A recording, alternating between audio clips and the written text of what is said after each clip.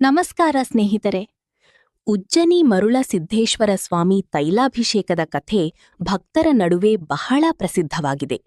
ಇದು ಭಕ್ತಿ, ನಂಬಿಕೆ ಮತ್ತು ಅದ್ಭುತ ಅನುಭವಗಳ ಸಂಕೇತವಾಗಿ ಹೇಳಲಾಗುತ್ತದೆ. ಓಂ ಉಜ್ಜನಿ ಮರುಳ ಸಿದ್ದೇಶ್ವರ ಸ್ವಾಮಿ ಕಥೆ. ಕರ್ನಾಟಕದ ವಿಜಯಪುರ ಜಿಲ್ಲೆಯಲ್ಲಿರುವ ಉಜ್ಜಯಿನಿ ಮರುಳ ಸಿದ್ದೇಶ್ವರ ಟೆಂಪಲ್ ಭಕ್ತರ ಆಧ್ಯಾತ್ಮಿಕ ಕೇಂದ್ರವಾಗಿದೆ. ಇಲ್ಲಿ ಪೂಜಿಸಲ್ಪಡುವ ಮರುಳ ಸಿದ್ದೇಶ್ವರ ಸ್ವಾಮಿಯವರು ಮಹಾನ್ ಶಿವಭಕ್ತರು ಮತ್ತು ಲಿಂಗಾಯತ ಸಂಪ್ರದಾಯದ ಪ್ರಮುಖ ಸಂತರು. ಹಳೆಯ ಕಾಲದಲ್ಲಿ ಮರುಳ ಸಿದ್ದೇಶ್ವರ ಸ್ವಾಮಿ ಗ್ರಾಮಗಳಿಗೆ ಹೋಗಿ ಜನರಿಗೆ ಧರ್ಮ, ಸತ್ಯ ಮತ್ತು ಶಾಂತಿಯ ಮಾರ್ಗವನ್ನು ಬೋಧಿಸುತ್ತಿದ್ದರು. ಅವರು ಮಾಡಿದ ಉಪದೇಶಗಳು ಜನರ ಜೀವನವನ್ನು ಬದಲಾಯಿಸಿದವು.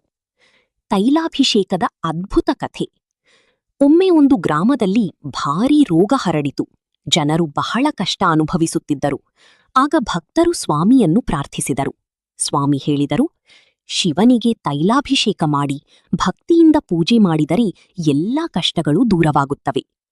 ಭಕ್ತರು ದೇವಸ್ಥಾನದಲ್ಲಿ ಎಣ್ಣೆ, ತೈಲ ತೆಗೆದುಕೊಂಡು ಲಿಂಗಕ್ಕೆ ಅಭಿಷೇಕ ಮಾಡಿದರು.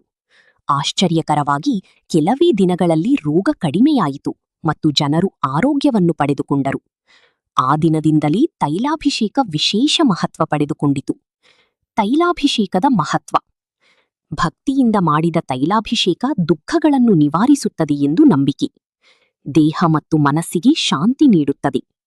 ಆರೋಗ್ಯ, ಐಶ್ವರ್ಯ ಮತ್ತು ಸಂತೋಷವನ್ನು ನೀಡುತ್ತದೆ. ಶಿವನ ಕೃಪೆ ದೊರಕುತ್ತದೆ. ಇಂದಿಗೂ ಆಚರಣೆ. ಇಂದಿಗೂ ಉಜ್ಜನಿಯಲ್ಲಿ ಸಾವಿರಾರು ಭಕ್ತರು ಎಣ್ಣೆ ತೆಗೆದುಕೊಂಡು ಬಂದು ಸ್ವಾಮಿಗೆ ತೈಲಾಭಿಷೇಕ ಮಾಡುತ್ತಾರೆ. ವಿಶೇಷವಾಗಿ ಜಾತ್ರೆ ಸಮಯದಲ್ಲಿ ಈ ಪೂಜೆ ತುಂಬಾ ಭಕ್ತಿಯಿಂದ ನಡೆಯುತ್ತದೆ.